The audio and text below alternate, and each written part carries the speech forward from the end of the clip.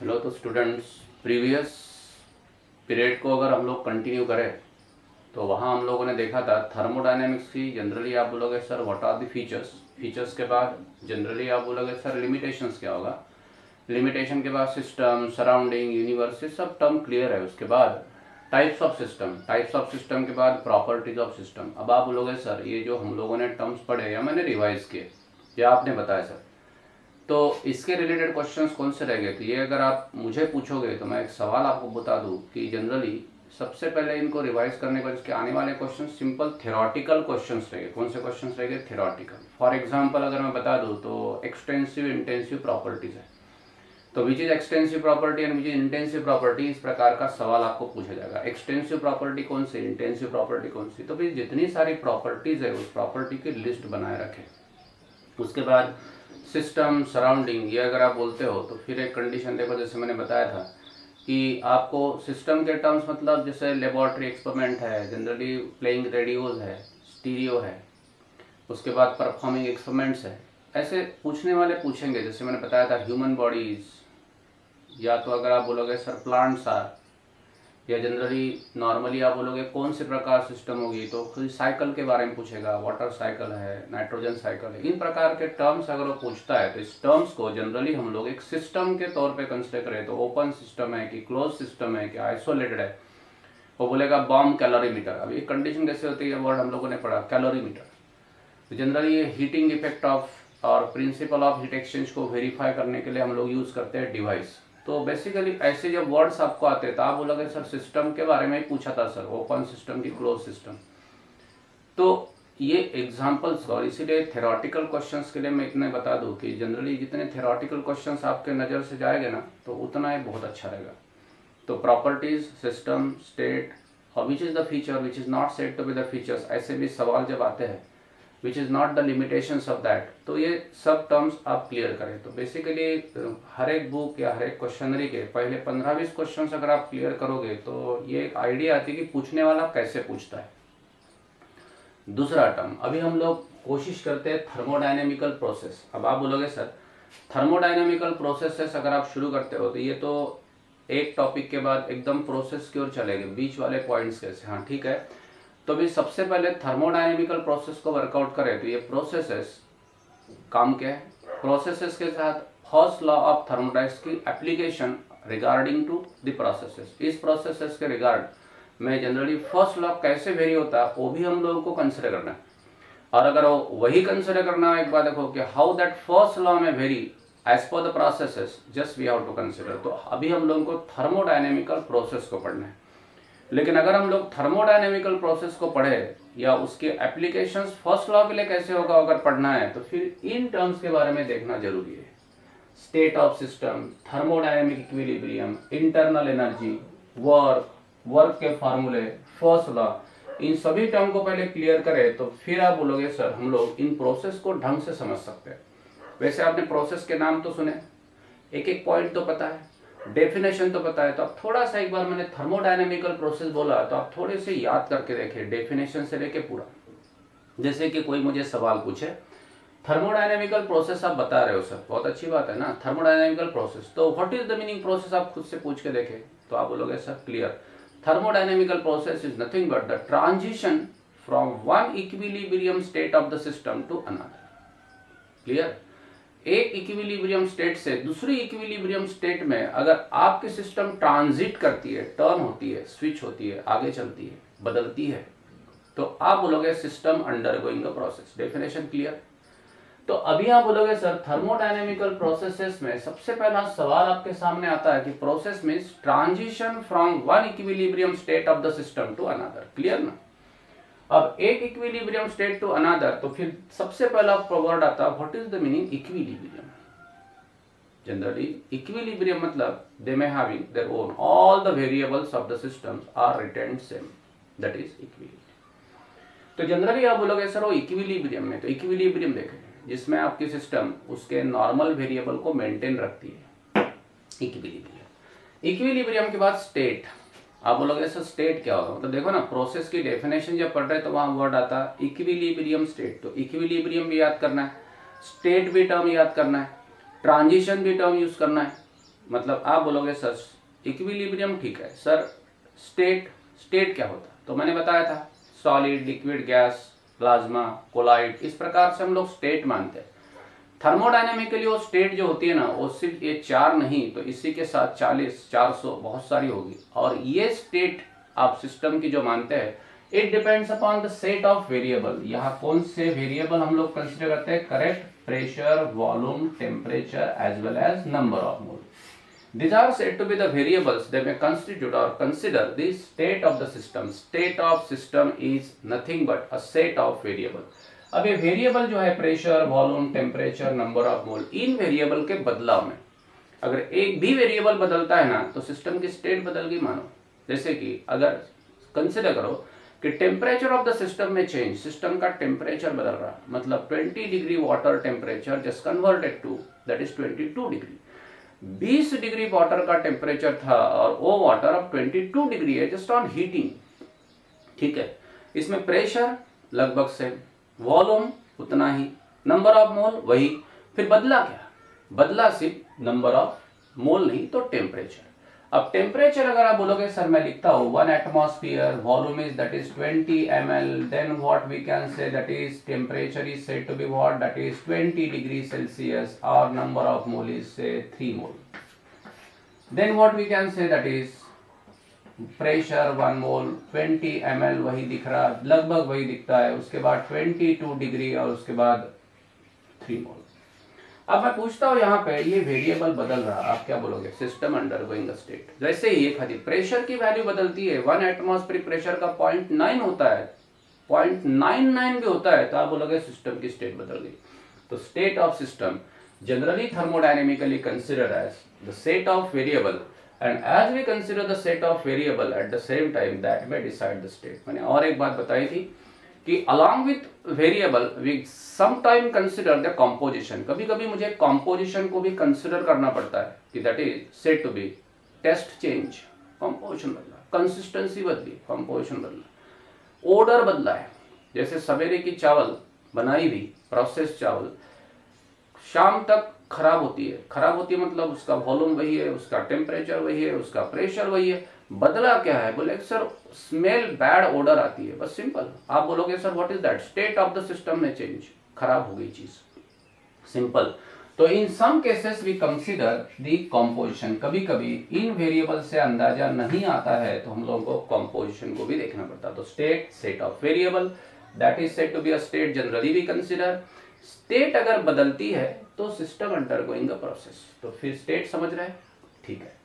फिर आप बोलोगे sir equilibrium, when the variables of the systems are in equilibrium this are called as thermodynamical variable. अब ये जो वेरिएबल है 1 2 3 4, इसको थर्मोडायनेमिकल वेरिएबल माना जाता है। नहीं तो कभी कभी ऐसे होता है कि sir thermodynamical variable, set of variable, ये सेट ऑफ वेरिएबल है, इसका एक एक पॉइंट, एक एक प्रॉपर्टी ये थर्मोडायनेमिकल वेरिएबल है।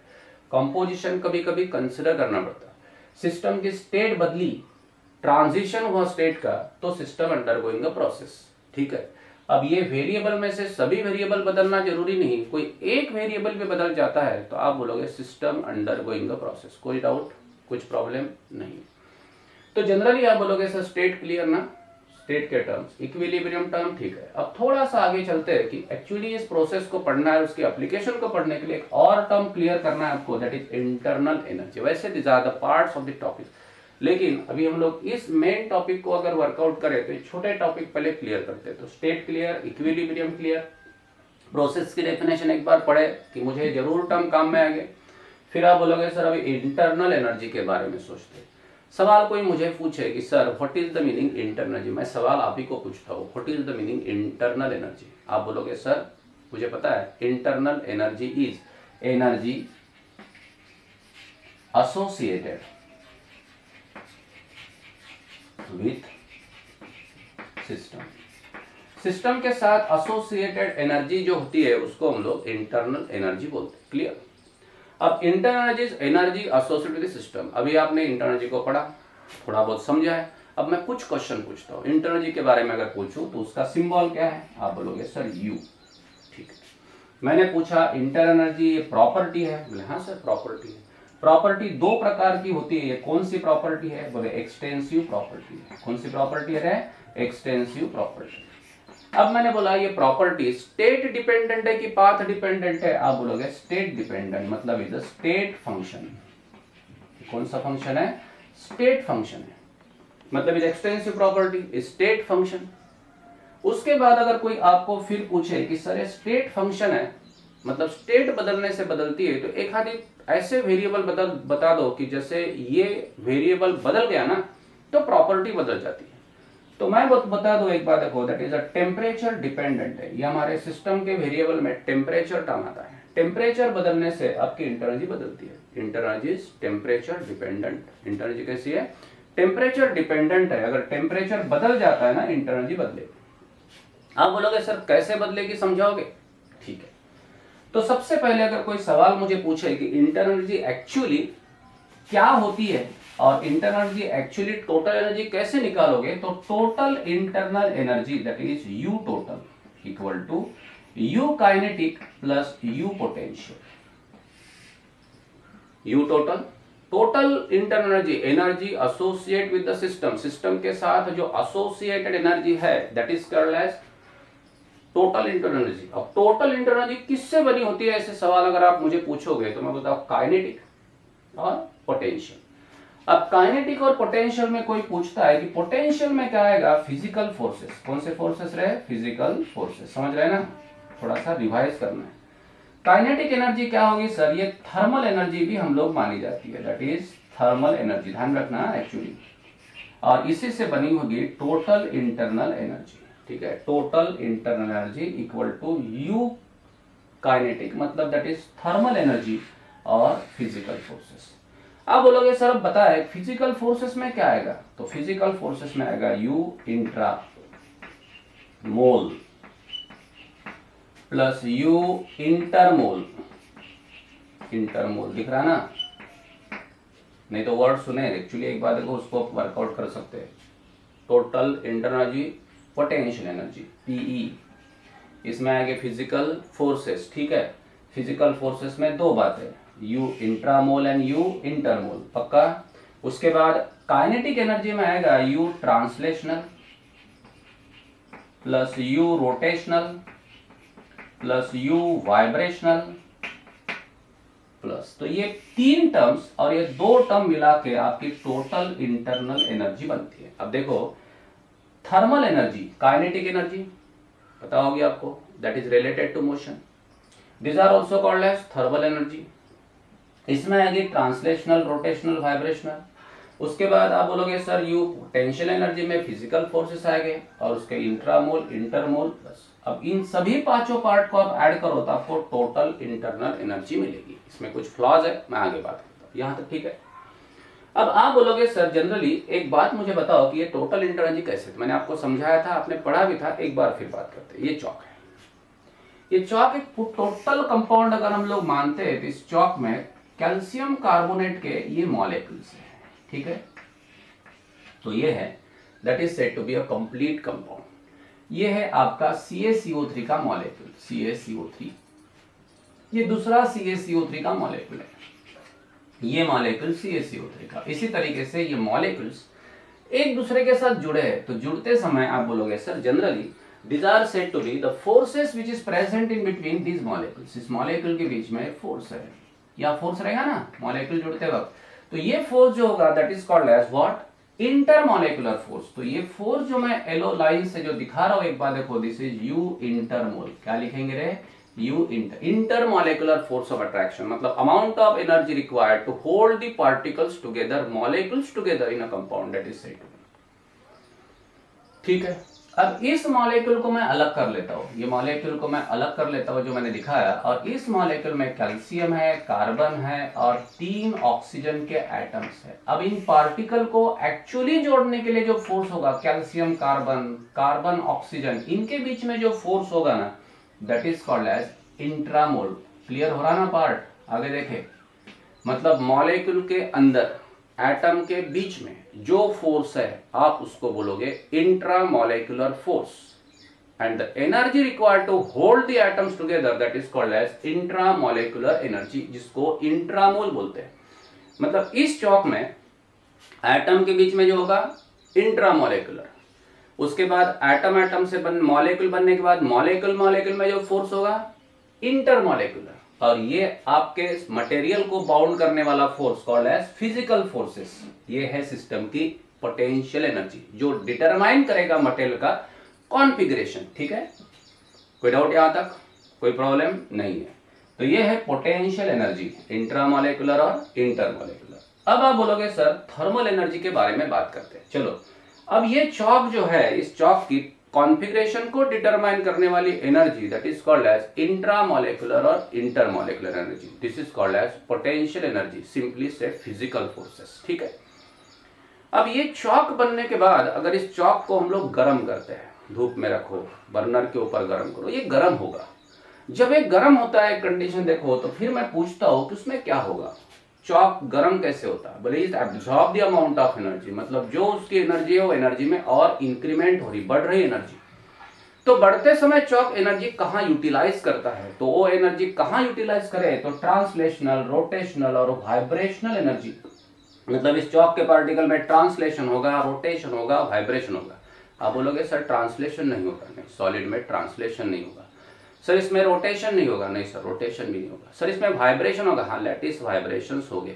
इसका मतलब एक्चुअली जब हम लोग इसको गर्म करोगे और ये जब गर्म होगा तो इसकी इंटर एनर्जी बढ़ेगी। There may be a increase in inter energy, but this increase in inter energy due to the increase in lattice vibration. उसमें जो पार्टिकुलर वाइब्रेशंस है, इस वाइब्रेशन के वजह से पार्टिकल अपनी एनर्जी को बढ़ाने वाला है। Particle increase the vibrational energy, material increase its vibrational energy. मतलब रोटेशनल और ट्रांसलेशनल नहीं होगा, बट तो इसी तरीके से हम लोग पांचों टर्म्स को कंसीडर करवा के उसकी टोटल एनर्जी कंसीडर कर रहे हैं। तो अब मैं एक सवाल पूछता हूं कि जब आपके इस कॉन्फ़िगरेशन को आप हीट करोगे तो सबसे पहले इसमें कहां चेंज होगा? क्या उसका इंट्रामोलेकुलर फोर्स में चेंज होगा? नहीं। क्या उसके इंटरमोलेकुलर फोर्स बदलेंगे? नहीं। सबसे पहले चौक गर्म होगा, मतलब उसमें लैटिस वाइब्रेशन होगा। What is that? There may be a lattice vibration. और जब लैटिस वाइब्रेशन होगे मतलब उसमें वाइब्रेशनल एनर्जी बढ़ेगी। ये vibrational energy, energy related to motion, and that's why said to be a kinetic energy. मेरी बात समझ रहे हो मैं क्या बोल रहा हूँ? मटेरियल को गर्म करने के बाद उसकी एनर्जी बढ़ती है। गर्म करने के बाद एनर्जी बढ़ी, इसका मतलब उसमें इंट्रामोलेकुलर और इंटरमोलेकुलर एनर्जी बदली नहीं। तो बदला क्या? बदला उसकी वाइब्रेशनल एनर्जी। वाइब्रेशनल एनर्जी ये क्या है? Motion related energy. पक्का? अगर मोशन रिलेटेड एनर्जी चेंज हो रही, मतलब व्हाट टाइप ऑफ एनर्जी में change? Kinetic energy change, and that depends on temperature. That's why it is called as thermal energy. तो पेपर में सवाल आता, energy associated with the system which is related to motion is called as kinetic internal energy. That energy is called as thermal energy. अब कभी कभी सवाल आता है thermal energy is kinetic energy, prove that. ये बोर्ड में सवाल आया था। तो इन प्रकार को आप लिखेंगे कि now this is when we external energy when we supplied at the same time system utilize the amount of energy to change its motion. In case of solid, that motion so change is said to be a vibrational energy. और vibrational energy में अगर बदलाव होता है तो system अपनी energy को बदलेगा। सिस्टम अगर अपनी एनर्जी को बदलती है, मतलब ही एक कंडीशन देखो, उसकी काइनेटिक एनर्जी बदलती है कि पोटेंशियल एनर्जी? Kinetic energy. और that kinetic energy change by changing the temperature. That's why it is also called as a thermal energy. ठीक है, तो फिर आप बोलोगे sir that is U kinetic is called as U thermal. Potential energy is physical forces. Physical forces दो प्रकार के होते हैं, काइनेटिक एनर्जी तीन प्रकार की होती है। सॉलिड में वाइब्रेशनल एक्सपेक्टेड है। ठीक है, इस एनर्जी को टेम्परेचर डिपेंडेंट एनर्जी बोलोगे, क्योंकि टेम्परेचर बदलने के बाद फिजिकल फोर्सेस तो नहीं बदलेंगे, लेकिन बदलेगा कौन? Thermal energy content. And that's why total energy of system inter energy change, that change is due to change in thermal energy. Means generally inter energy is temperature dependent, because when we change the temperature its motion में change, and as motion changes thermal energy change, and as thermal energy change inter energy change. ये नहीं बदलेगा, ध्यान रखना। कोई फिर मुझे सवाल पूछे, कुछ दो सवाल आपके होंगे कि सॉलिड, लिक्विड और गैसेस स्टेट में जब इंटर एनर्जी रहेगी तो इंटर एनर्जी सभी में सेम टाइप की होगी क्या? आंसर इज नहीं।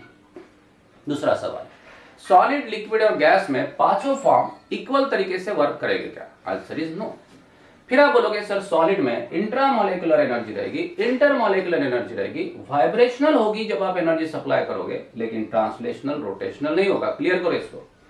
लेकिन लिक्विड और गैस के बारे में बात करोगे तो लिक्विड में इंट्रामोलेकुलर एनर्जी होगी, इंटरमोलेकुलर एनर्जी होगी, लेकिन सॉलिड से कम रहेगी, थोड़ा सा कम हो जाएगा। वाइब्रेशनल एनर्जी रहेगी, लेकिन रोटेशन और ट्रांसलेशन इज ऑल्सो पॉसिबल, मतलब ये बढ़ेगी, ये थोड़ी कम हो जाएगी। अल्टीमेटली अगर आप रिजल्टेंट एनर्जी की बात करोगे तो सॉलिड से लिक्विड की एनर्जी ज्यादा रहेगी। गैस की बात करो तो गैस में इंट्रामोलेकुलर एनर्जी रहेगी, इंटरमोलेकुलर एनर्जी सॉलिड और लिक्विड से भी कम रहेगी। दो मॉलिक्यूल का बीच का फोर्स क्या होगा? कम होगा। जैसे आइस है, आइस से वाटर बना, तो आइस से वाटर में फोर्स कम हो जाएगा, और स्टीम में और फोर्स कम हो जाएगा। तो intermolecular energy just goes on decreasing, but along with that in case of gas vibration में चेंज, रोटेशन में चेंज, ट्रांसलेशन में change, at the same time what happens, overall amount of energy, that is internal energy in case of what, that is gas, is बोलो more। तो कौन सी internal ज्यादा होगी, कहां कम होगी? फिर किसी ने मुझे एक सवाल पूछा, क्या सवाल होगा? Sir exact value of internal energy is determined और नॉट, ऐसे सवाल मैंने पढ़ा था, इज इट राइट और रॉन्ग? तो मैं बोलता हूं exact value of internal energy is not determined. अब बोलोगे सर अभी आपने बताया 500 टाइप से बनता है आपका इंटरनल एनर्जी, और अभी बोलते हैं exact value is not determined, इस 500 वैल्यू को डाल दो सर तो एग्जैक्ट वैल्यू मिल जाएगी। नहीं, exact value of internal energy is not determined because यहां हम लोगों ने इंट्रामोल इंटरमोल इतना ही कंसिडर किया, दो एटम के बीच के फोर्स से ही शुरुआत है। लेकिन एटम जब बना तो एटम में न्यूक्लियॉन्स के बीच में जो एनर्जी होगी that is called as nuclear energy, और उसी के साथ साथ न्यूक्लियस इलेक्ट्रॉन के बीच का फोर्स होगा, उसको इलेक्ट्रोस्टैटिक फोर्स ऑफ अट्रैक्शन बोलते हैं। बात समझ रहे ना? तो ये दोनों फोर्सेस हम लोगों ने कंसीडर ही नहीं किए। अगर वो कंसीडर नहीं किए इसका मतलब एग्जैक्ट वैल्यू इंटरनल एनर्जी की नहीं आएगी। इसीलिए जनरली हम लोग इंटरनल एनर्जी का चेंज एक्सपेक्ट करते हैं। Generally we just determine the change of internal energy from that. ठीक है, तो इंटरनल एनर्जी का चेंज एग्जैक्ट वैल्यू डिटरमाइन नहीं होती। क्यों नहीं होती? तो आप बोलोगे सर यहाँ पे कुछ दो टर्म्स को हम लोगों को ऐड करने पड़ेंगे, और दो टर्म्स में लिखता है you nuclear and you electrostatic, और ये वैल्यू हम लोगों ने कंसीडर नहीं की, तो एग्जैक्ट वैल्यू इंटरनल एनर्जी के कैसे मिलेगी? इसीलिए जनरली आप बोलोगे सर आप इंटरनल एनर्जी के वैल्यू हम लोग डिसाइड करवा के बोलते हैं कि this is said to be the energy we have after certain period of time it becomes this, that's why which we how to determine the change. ठीक, तो इंटरनल एनर्जी क्या होती है? वो स्टेट फंक्शन है, एक्सटेंसिव प्रॉपर्टी है। उसके बाद आप बोलोगे वेरिएबल एक कांस्टेंट है, तो आप बोलोगे इज वेरिएबल। इसका क्या निकालोगे? बोले we how to determine a change, change determine कर सकते हैं। ठीक है, उसके बाद इंटरनल एनर्जी के टोटल कंडीशन क्या होती, उसके बाद फिर बोलेगे सर फिजिकल फोर्सेस कौन कौन से होते हैं, सॉलिड लिक्विड गैस में क्या होगी, U of gas greater than U of liquid और greater than U of solid. अगर ये सवाल कोई पूछे तो आप लिख सकते हैं। ठीक, क्लियर, कोई प्रॉब्लम नहीं है। तो this is all about internal energy. इस इंटरनल एनर्जी के टर्म को पढ़ने के बाद फिर थोड़ा सा आगे चलते देखते हैं, and that is said to be the term we required, that is called as work. अब हम लोगों को क्या लगेगा पता है? वर्क। अब वर्क अगर हम लोग थर्मोडायनेमिक्स में देख रहे हैं तो कौन से वर्क को देखा, याद किया ना हम लोगों ने? फोर्स डिस्प्लेसमेंट टाइप वर्क तो हमारे प्रीवियस क्लासेस में हम लोगों ने पढ़े थे। यहां हम लोग थर्मोडायनेमिक्स में पीवी टाइप ऑफ वर्क पढ़ना था, pressure volume type of work. वो वर्क क्या था? W equal to force into displacement. अभी हम लोग क्या पढ़ रहे हैं? Work equal to pressure into volume change, pressure into volume change. याद है ना? P external, negative sign, negative sign में ये P क्या लिखा था हम लोगों ने? That is called as constant opposing pressure के ड्राइविंग प्रेशर रहे अपोजिंग प्रेशर। जनरली आप बोलोगे सर वर्क आपको मिला था, ये वर्क आपका कौन सा वर्क था? याद, सिर्फ रिलेशन ये को याद करो, क्योंकि अगर हम लोगों को इन एप्लीकेशन को पढ़ना है तो मुझे वर्क का एक्सप्रेशन भी पता होना चाहिए। तो ये वर्क याद है, this is the expression for mechanical work, PV type of work. पक्का? ये वर्क नेचुरल वर्क है कि आर्टिफिशियल वर्क है? नेचुरल। बोले नेचुरल और आर्टिफिशियल वर्क क्या होता है? नेचुरल वर्क मतलब कौन सी कंडीशन के लिए? इरिवर्सिबल प्रोसेस के लिए निकाला वर्क। एक पूरा प्रोसेस को फिर एक बार देखेंगे, इरिवर्सिबल प्रोसेस के लिए निकाला हुआ वर्क मैकेनिकल वर्क बोलते हैं, this is natural work. and that natural work is just calculated by the formula W equal to minus P delta V. This is said to be the term we have. कोई doubt इसमें नहीं है. एक और work का formula हम लोगों ने देखा था, W max equal to minus 2.303 nRT log of V2 divide by V1 रे. तो ठीक है, ये भी एक वर्क मैक्सिमम का फॉर्मूला था हमारा. That is said to be the work which is just calculated when reversible isothermal condition is there. कुछ डाउट? तो ये दोनों वर्क के फॉर्मूले को याद करें, फिर उसके बाद उसके यूनिट्स को याद करें. यूनिट्स के साथ साथ वर्क के कन्वेंशंस को हम लोगों ने पढ़ा था, याद है कन्वेंशंस? ठीक है. Work done on the system and work done by the system. ठीक है, पता है? Work done on the system क्या होता है? Work done on the system expansion की cooperation, compression. Work done on the system मतलब ये हमारी सिस्टम है और सिस्टम के ऊपर जनरली हम लोग प्रेशर को अप्लाई कर रहे हैं. This is set to be. तो पिस्टन नीचे जाएगा, पिस्टन ने ये जगह अकोमोडेट की. Initial volume is V1 and final volume is V2. Initial volume कितना था? V1. फाइनल वॉल्यूम कितना है? V2. V2 less than V1. बोलो कंप्रेशन की एक्सपांशन, कंप्रेशन. गुड. कंप्रेशन मतलब ऑन द सिस्टम के bye the system, on the system. ठीक है, याद. ये वर्क को आप नेगेटिव मानते कि पॉजिटिव मानते हैं? W equal to positive. ठीक है. कंफ्यूजन फिजिक्स में थोड़े से वेरिफिकेशन, लेकिन हम लोग बोलते हैं on the system compression volume just goes on decreasing and it's positive. तो वैसे ही अगर आपकी गैस एक्सपांड हो रही, इनिशियली वॉल्यूम V1 था, फाइनल वॉल्यूम फिर बाद में ऐसे होगा V2 होगा. यहाँ पे आप बोलोगे सर दैट इज इनिशियल और फाइनल में V2 ग्रेटर देन V1. इसका मतलब क्या हुआ? एक्सपांशन. ठीक है ना रे? एक्सपांशन मतलब this is work done on the system. ये क्या होगा? On the system. On the system work negative की पॉजिटिव, नेगेटिव. तो इसी तरीके से जनरली हम लोगों ने वर्क के टर्म को पढ़े थे और इस सभी वर्क के टर्म्स को एक बार क्लियर करें तो फिर जनरली आपके प्रोसेस को पढ़ने का एक रास्ता क्लियर होता है. स्टेट क्या होती है, इक्विलिब्रियम क्या होता है, इंटरनर्जी क्या होती है, इंटरनर्जी के सभी थ्योरेटिकल टर्म्स को आप कंसीडर करें. इन सभी टर्म्स को क्लियर करने के बाद फिर हम लोग वर्क को देखते हैं. वर्क के फार्मूले आपके पास है और ये सब टर्म्स को क्लियर करने के बाद फिर हम लोग थोड़े से फर्स्ट लॉ ऑफ थर्मोडायनेमिक्स की और वर्कआउट करेगा. अभी आपको एक थोड़ा सा काम बता दूं. फर्स्ट लॉ ऑफ थर्मोडायनेमिक्स अगर पढ़ रहे तो पढ़ते समय उन सभी लॉज के स्टेटमेंट को याद करें. उसमें जनरल स्टेटमेंट थे, उसमें मैथमेटिकल मॉडिफाइड स्टेटमेंट था, उसमें कॉरोलरी स्टेटमेंट था. सभी स्टेटमेंट के साथ उसका मैथमेटिकल फॉर्म आप जरूर देख के आए. बस कुछ नेक्स्ट पीरियड में हम लोग ये काम करेंगे और फिर प्रोसेस को एक बार क्लियर करते. तो प्रोसेस की डेफिनेशंस, फिर आगे आप बोलोगे सर कौन सा? फर्स्ट लॉ ऑफ थर्मोडायनेमिक्स, उसके मैथमेटिकल फॉर्म सब क्लियर करके आओगे. फिर हम लोग उसको कुछ ऑब्जेक्टिव के साथ देखेंगे कि उसको कैसे वर्क करना, और इससे इंपॉर्टेंट. ठीक है.